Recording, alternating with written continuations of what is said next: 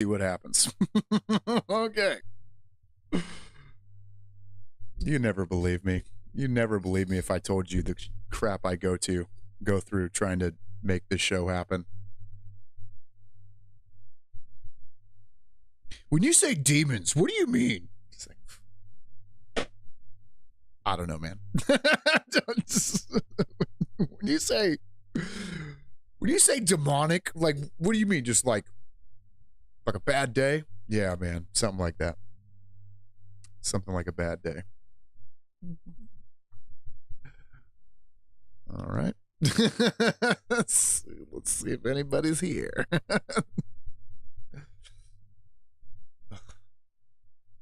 So annoying. My wife sees, though. That's what's nice. She's like, yeah, you fighting demons. She's like, you fighting demons for sure. I know. No, nobody believes me. When I tell people at church I'm fighting demons, they don't believe me. They don't know what I'm talking about. Oh, what are you going to do? Jesus knows. Jesus sees. He's like, yeah, get him. Get your ghost busting in, boy. All right. Do this. Bring you up here. I don't know if you're allowed to see anything here. Let's switch this to this.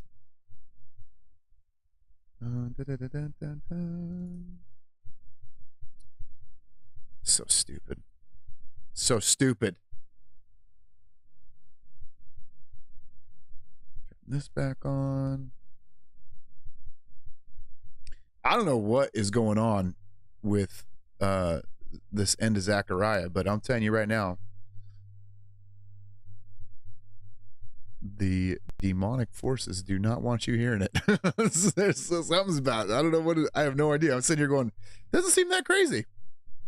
There's something in there. The Lord of Darkness is like, no, you shut that show down. All right, there we go. Yes, please restore. Oh, thank you. What is this? Don't need that.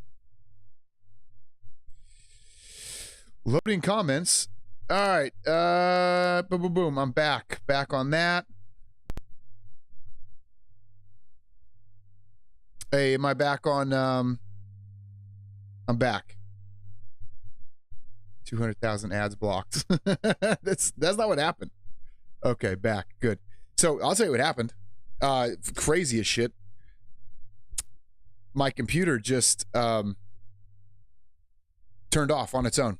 And it's like, I didn't, you can see if it's like shut down or the shutdown process or anything. Sweet, back on Pill Decay. I'm up on everything. It was like the monitors were on, the power didn't go out, the soundboard, everything was on, just the main computer turned off. And I'm like, the only way I know for that to happen is like, if you push the button, right? Because I'm looking at the monitors, I would see if all of a sudden it popped up and said, hey, you can, would you like to shut down system or whatever? No. Some little midget demon underneath the computer. I know how to shut the stream off. Beep. Here we go. Okay. So yeah, you're saying, that's what I'm saying. It's okay. So it's my power supply. Well, then how come nothing else flickered or went out anywhere in the whole house? Just the computer. That doesn't make sense to me. Yeah, exactly, Russian bot. That's what happened.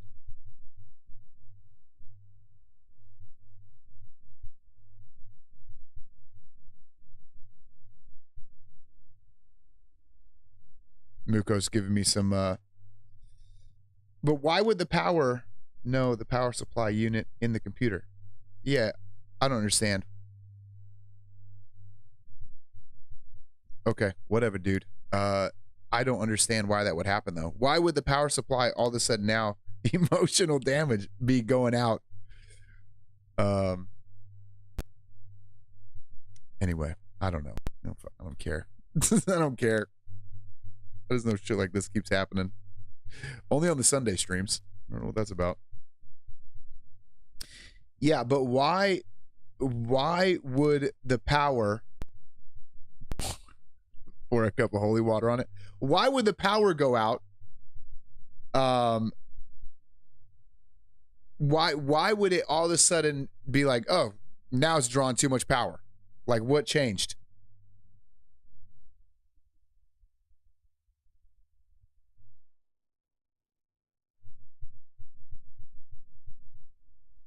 Yeah, like some reasons I hear capacitor. The power supply in your computer is dirty. You think it's just dirty? I'm not gonna let you talk. I got stuff to do. We got stuff to talk. We got stuff to talk about. Okay, here we go. If it cuts out again, then what? I got to take the entire computer apart and blow it out. I'm looking at my computer right now. It's a little dusty, but it's not that dusty. Damn.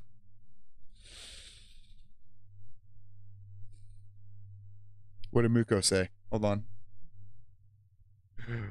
What did Muko say? It says what Muko said. Do you think it's just worn out from use? Could be. It's hella weird.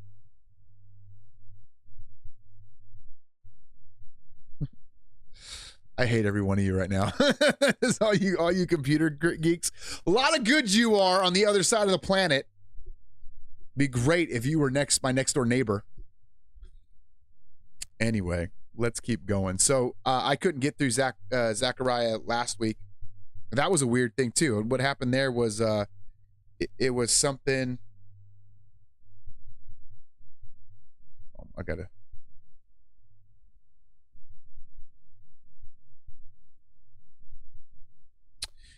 It was something with Streamlabs, because when I went to try to grab the since it was going all out at once, like across all the streams, and then I went to go grab the like Streamlabs automatically saves your stream for like 5 weeks or something. And when I grabbed it from there, it was all cut up. So that had to do with Streamlabs. So what I did was I listened to the last little bit of Zechariah and figured out like where it started cutting out. And that's just kind of where I'll start here, and we'll just keep working through. Nerd lives matter. 100% nerd lives matter.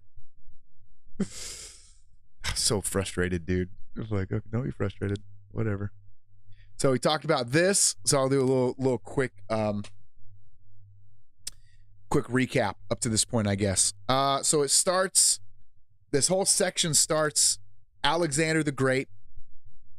God's like, hey, you know, he's like, he promises blessing to Israel.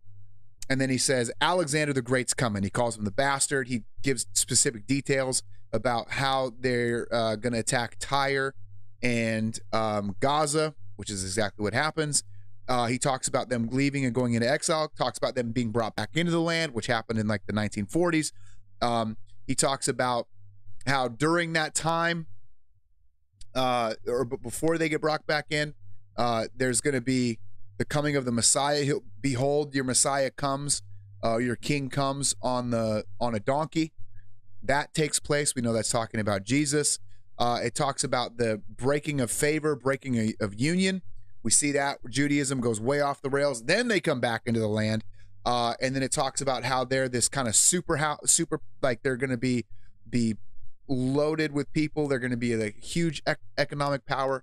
That's what they are today. And then it says, oh, and then the Antichrist is going to come. I believe he's already born. And that sort of brings us up to where we are now. Talking about how says, I'm going to make Jerusalem a cup of staggering. We talked about how Jerusalem sucks. Okay, Israel sucks. And you look around the nation right now, you look around current events, and you're like, yeah, they're a problem. Right now, they're a problem. You also see this with this term here, Judah. And I make the distinction, Judah probably means the believing Jews, the Jews who are Christians. So those who are underneath, those who've been grafted in with Jesus, who is the Lion of the tribe of Judah. Okay, so Judah usually represents the believers. We're going to say that this, whenever we read Judah, probably talking about the remnant of believers in Israel. Next, it will talk. We talked about how Judah was there's this like revival language, and this is kind of camouflage language. You read this and you're like, oh, he could be talking about the it could be talking about warfare. It might be talking about warfare. I don't think that it is, because of the way the passage kind of flows. It seems to me like it's not talking about that. But oftentimes you'll see passages like this where they're kind of camouflaged, like they're meant to trick the Jew. It sounds crazy, right? I said that in church one day when they're like, why does Jesus speak in parables? And I was like, oh, it's clear. Jesus speaks in parables because he doesn't want you to know what he's saying. And they're like, no, a parable is a big idea that's where God takes a big idea and he makes it really easy to understand by stories. And I'm like, but then why does nobody agree on what the parables mean? He says very clearly in the book of Mark, I do this so that when I speak, they don't understand me unless they believe me and get saved. And I don't want that. That's what he says. So there's a lot of times there's some trickery in here. And I think this is what you're seeing. Yeah, the people at church lost their minds. Like, no, Jesus would never say that. I'm like, bro, I literally am reading it for you. I'm not making this up. I'm reading what Mark says. They ask, Lord, why do you speak in parables? And he goes, because I don't want them to know what I'm saying. That's why. What do I know, right? I'm only an idiot. I'm only the monkey. I don't even know how my computer works. So we saw this revival language, right? That's what I think what's going on here. Later we pour into this, the salvation of the tents. We talked about the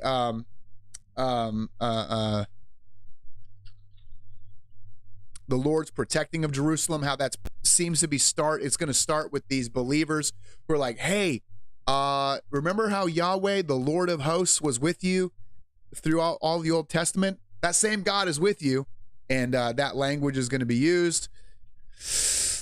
Then he talks about the salvation that comes through that. So this revival takes place. I will pour on the house of David and all the inhabitants of Jerusalem the spirit of grace and mercy, right? That's what we understand as Christian, the fundamental doctrines of Christianity. And there's going to be this individual repentance that takes place. This mass revival is going to take place in Israel. There's other places in the scriptures where it says every person in Israel will be saved, every single one of them. So we're talking a revival of 100% salvation. It's one of the reasons I think again, we talked about this last week. Either the revival comes and that's like a call to Jesus, like, okay, now it's the time for me to come. Or normally where I land, I could go back and forth. I've talked about that last week too. It's hard to say exactly how it's going to play out because I don't know the future. But it could be they look on the guy, they look on Jesus as he's coming down, and that sparks the mass revival. Either one of those could fit. Either way, we know they're coming right at around the same time. We just don't know kind of what order, but it's like they're back-to-back events. This revival and Christ coming. We talked about that. On that day, this is where it starts geeking out. So we didn't get very far before it started geeking out. So let's start from here. Jesus watching me kick down a third grade classroom, bashing a head axe from my desk and decapitating a dance teacher. Oh, hell yeah. These are the sins I died for. Polly, don't distract me, man. That's hella funny. I think Jesus can laugh. I think Jesus has a great sense of humor. If you think Jesus was hanging out with a ton of blue collar dudes and didn't have a sense of humor and didn't know how to crack jokes, you have a wrong picture of how that went down. Like even that parable, like don't take the why do you who has a log in your eye complain about the speck in your brother's eye? You could read that as being like, oh, very serious. Or you'd be like, dude, that's actually hella funny if you picture a dude with like a big old 2x4 sticking out of his eye. It's kind of funny. On that day, there'll be a fountain opened for the house of David and the inhabitants of Jerusalem to cleanse them from the sin and uncleanliness. What day? The day in which kind of the Lord is returning, or the day in which the revival happens. That's what we're talking about here. And like I said, we know it's going to be hard not to say the exact same thing I said last time. We're freestyling here. You might hear some of the same stuff from like as I was cutting in and out, but we're just going to try to make this one complete package. You know, we know as Christians what this means. There is a fountain filled with blood drawn from Emmanuel's stains, and all the sinners plunged beneath that flood lose all their guilty stains. We call Jesus's sacrifice a fountain of blood. There's many, many different verses. There's many different songs about this. So we know what this is. The fountain opened for the house of David. This is clearly talking about the blood of Christ finally being applied to God's people, to Israel.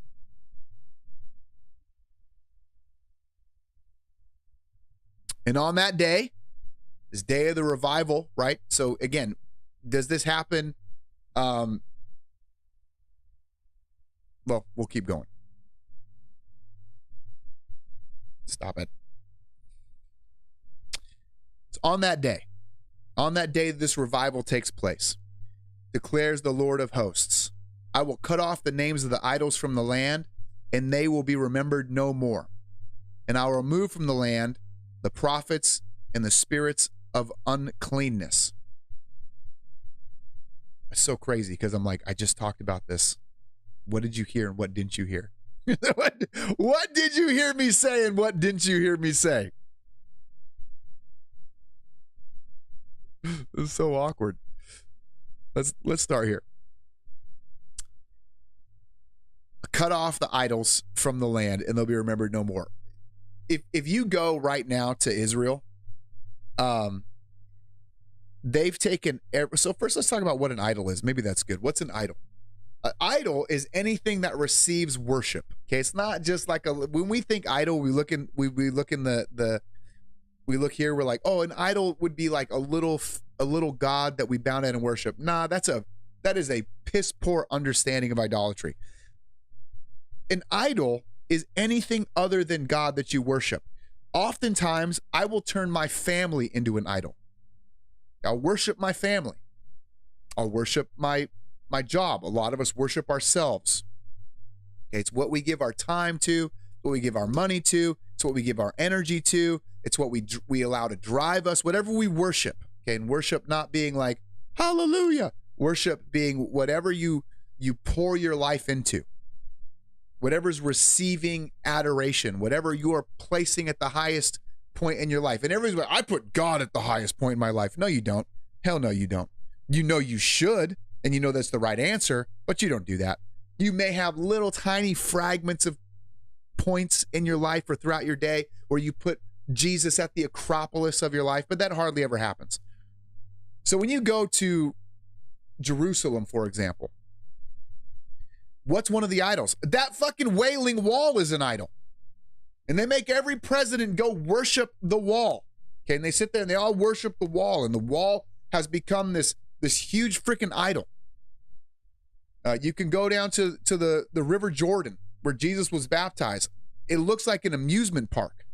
It looks like a freaking amusement park. There's lines. You can't touch the water. You can't get baptized in the water. You got to wait in line like it's like Six Flags. It's all idolatry. It's all these different little idols they have, all these little monuments that they've built, all under the guise of Christianity, Islam, and Judaism. It's all idolatry though. Okay, the Christians have their own idols. That there's no such thing as a pilgrimage to the Holy Land in Christianity. That's totally a pagan notion. We don't pilgrimage anywhere. It's all Holy Land, son. Our God owns all of it, and one day we get it all. So Israel itself has become a little idol too, in the way that Christians view Israel. Like, oh, on my deathbed, I wish I could have just walked to the holy city, the New Jerusalem. It's still in space, man. Ain't no one's seen that city yet. The one guy's seen that city, Jesus, and he hasn't really like let us in on what it looks like yet. He's preparing it. We haven't seen it yet. All that's going to be removed. There'll be a right understanding of what is holy, what holy looks like. And then he says this, and I will also remove from the land prophets and the spirit of uncleanness. So when you see this word prophets, we got to make the distinction here: prophets, spirit of uncleanness, because there's a way in which we can read this as we get into the end, and there's a very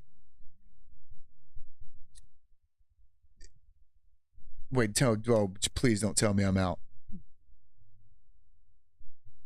Okay, good. I was like, oh my God, is it off again?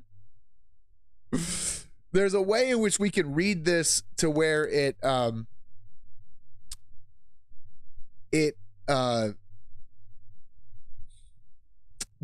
there's a way in which you can read this part where it talks about prophets, where it says where it's like, well, is he talking about a good prophet or is he talking about a bad prophet? And it's going to be really tricky here towards the end of this little section, not this section, but as we continue down and we get this idea of a prophet, the Lord is doing something real tricky here, where he's using like a double entendre, play on words type thing. I can see it, but I can't.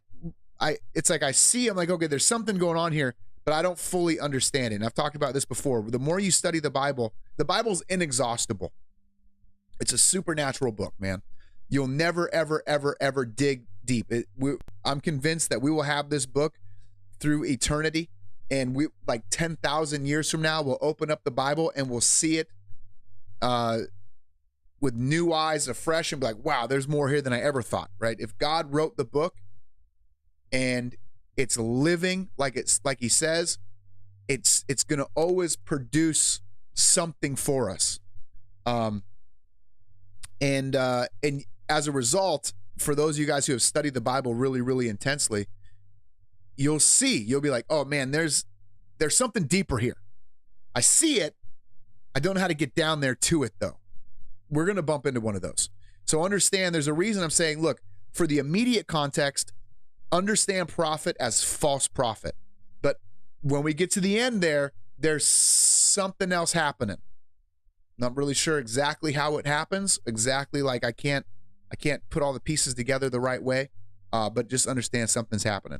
So right now, where it says here, I will remove from the land the prophets and the spirits of uncleanliness, the fact that those are tied together, he means false prophets in the immediate text. He doesn't say false prophets, though. That's weird. Let's get into it. His father and his mother who bore him will say, you will not live, for you speak lies in the name of the Lord. And his father and his mother who bore him shall pierce him through when he prophesies.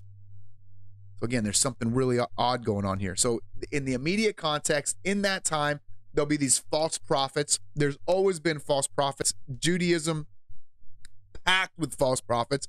There's one right now claiming to be the false Messiah. The Antichrist, when he comes on the scene, he's going to be accompanied by the false prophet. Okay, so there's always been a problem with any religious system, and this is true for Americans too, or for Christians too. I've talked about Kim Clement